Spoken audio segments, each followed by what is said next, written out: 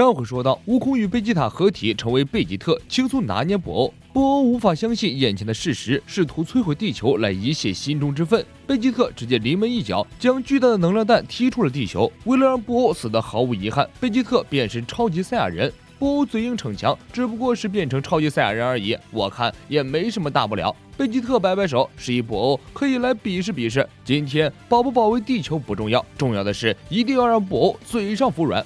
布欧用能量弹偷袭贝吉特，贝吉特一巴掌将能量弹打了回去，布欧吓得直缩脖子，样子十分滑稽。贝吉特大脚抽射踹中布欧的面门，把布欧的鼻血给踹了出来，太难看了，赶紧擦擦吧。布欧擦了擦鼻子，嘴上还不服输，你越是这样惹我，你最后会死得越难看，你最好有心理准备。布欧快速给了贝吉特几拳，将其击落水中，然后一番猛烈轰炸。几秒钟后，水面泛起浪花，贝吉特从水里慢慢浮出来。这是什么拳法？完全没有用啊！大的人不痛不痒的，拜托啊，你认真一点，出招就要给对手造成伤害，就像这样。贝吉特一掌打出气功炮，将布欧轰成了大大泡泡糖。贝吉特微微一笑，怎么样，有用吧？布欧恢复原状，嘴巴功夫依旧强硬，没用，完全不疼。嘴上这样说，但身体却出卖了布欧。布欧已经气喘吁吁，气息有所减弱，因为过度愤怒，身上喷出蒸汽，蒸汽越来越浓，将贝吉特包裹其中。怎么样，你还能看见我吗？贝吉特话不多说，闪进蒸汽之中，一顿拳打脚踢，然后射出一道光剑，刺透布欧的身体，将他从一片废墟之中戳了出来。布欧狼狈的样子就像是烧烤摊上等待撒料的鱿鱼，让我看看你的嘴还硬不硬，这样打没什么意思，赶快拿出点真本事，还是说这已经是你的真本事了？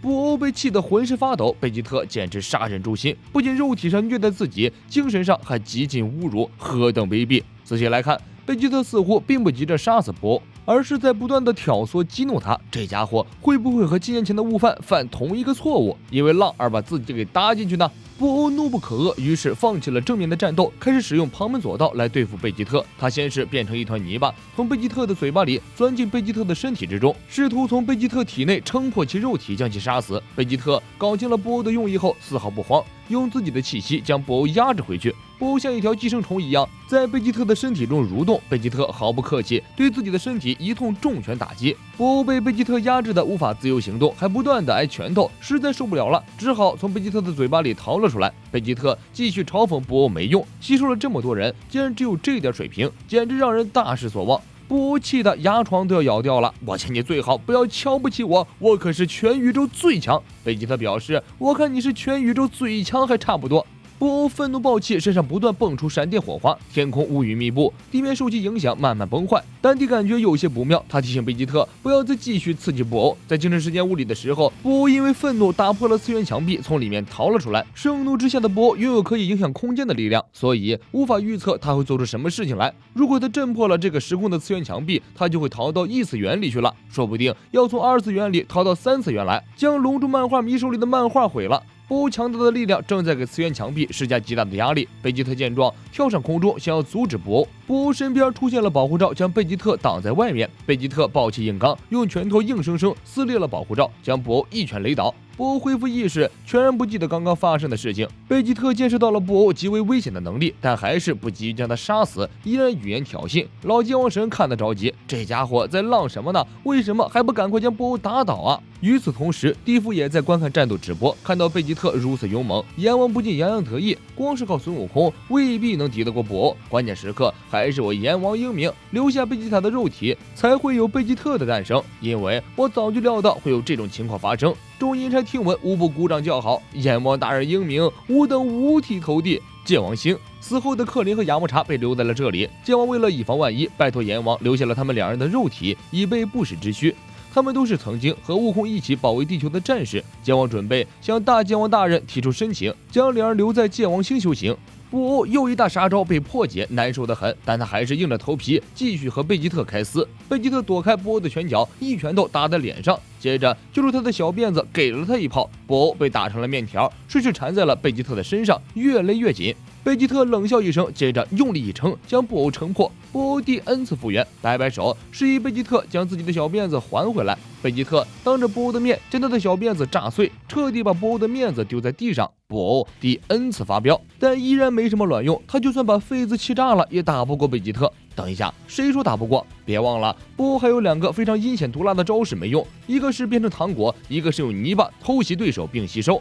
波欧再次使出了爆炸鬼魂，贝吉特闪现躲开，而波欧就再次吐出了数量更多的爆炸鬼魂。这一次，他在原基础上赋予了鬼魂更多的技能，这些鬼魂就像是分身一样，不仅有自我意识，还会使用技能攻击。所有的鬼魂将贝吉特包围起来，一起使用龟派气功。贝吉特见情况不妙，立即加速逃跑。鬼魂们远程操控龟派气功，紧紧跟在贝吉特身后。贝吉特情急之下躲进了岩石堆中，你中计了！在狭小黑暗的岩石堆里，贝吉特被鬼魂们前后堵截，前面的鬼魂用魔闪光拦下贝吉特，贝吉特紧急刹车，紧跟着后面的龟派气功波就追了过来，2股能量波一起撞在贝吉特的身上，发生大爆炸。波欧得意大笑，几秒钟后，脸上的笑容逐渐消失。波欧发现贝吉特的气息还在，扭头一看，迎面一发能量炮直接爆头。波欧又愤怒了，他一边还手一边大骂贝吉特卑鄙，竟然使用合体这种招式。贝吉特也是无语了，你可真是耍的一手好双标，明明自己吸收了那么多人，竟然还说别人合体是卑鄙。我就明白的告诉你吧，不管你怎么努力都不可能打赢我。怎么样，还要继续吗？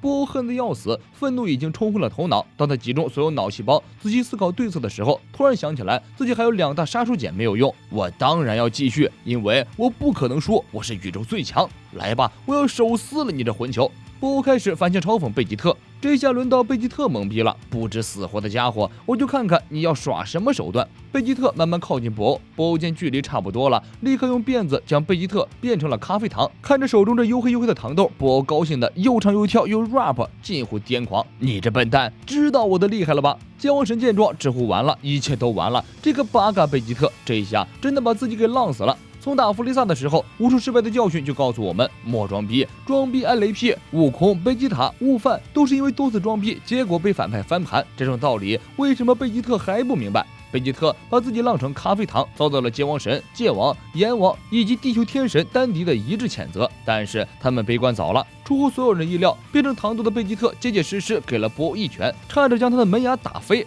抱歉，让你失望了，波欧。我的样子虽然变了，但是力量并没有变化。你现在的对手是世界上最强的咖啡糖，你要怎么做呢，波欧？波欧看傻眼了，以为自己中了邪，这是碳基生物能想出来的剧情。自己这辈子吃过那么多糖豆，从没见过如此离谱的一颗，不仅保留了自我意识，还保留了所有的力量。更恶心的是，糖豆体积更小，想抓到并不容易。很快波欧就吃了苦头，被糖豆贝吉特戏耍一番，挨了一顿毒打。如此反叛的糖豆，就算抓住了，你敢往嘴里送？打个胃穿孔是轻的。糖豆贝吉特主动送进波欧的嘴里，直接击穿了他的脑袋，顺便将他的辫子打断。波欧被逼无奈，只好将贝吉特复原。贝吉特这一下更张狂了，当着波欧的面载歌载舞。波欧又遭到了贝吉特一阵暴锤，贝吉特一边锤波欧，一边灵魂拷问：你说你要成为什么最强？大声再说一遍！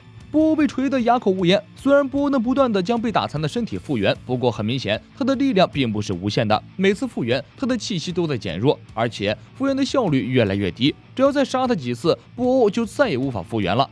波欧终于感知到了恐惧，贝吉特故意给他留了10秒钟考虑时间，10秒钟之后，贝吉特就会动手将他杀死。波欧黔驴技穷，现在只剩下唯一的办法，有可能战胜贝吉特，那就是将他吸收。波欧想到糖豆贝吉特切断了自己的辫子，正好可以利用这节辫子将贝吉特抓住。贝吉特之所以从头到尾这么浪，不断的挑衅激动波欧，为的就是这一刻。没错，贝吉特并非像当初的贝吉塔、悟空、悟饭一样单纯的狂妄，他的下一步很大的棋，杀死波欧本来就不是贝吉特最终的目的，他最终的目的是进入波欧身体内，救出被他吸收的人。波欧以为自己的小动作很隐蔽，但一切都在贝吉特的计划之中。只是这种事情贝吉特也是第一次搞，很冒险，不知道能不能成功。说是迟，那是快。波欧的大网向贝吉特张开，贝吉特在千钧一发之际开启保护罩，将自己保护起来，避免被吞噬。泥巴拖住贝吉特后，立即返回到波欧身体里，将贝吉特带进了波欧的身体。观众们看得心惊肉跳。对于剑王神他们来说，这个战斗太曲折了，大起大落，一般心脏不好的人还真的承受不住。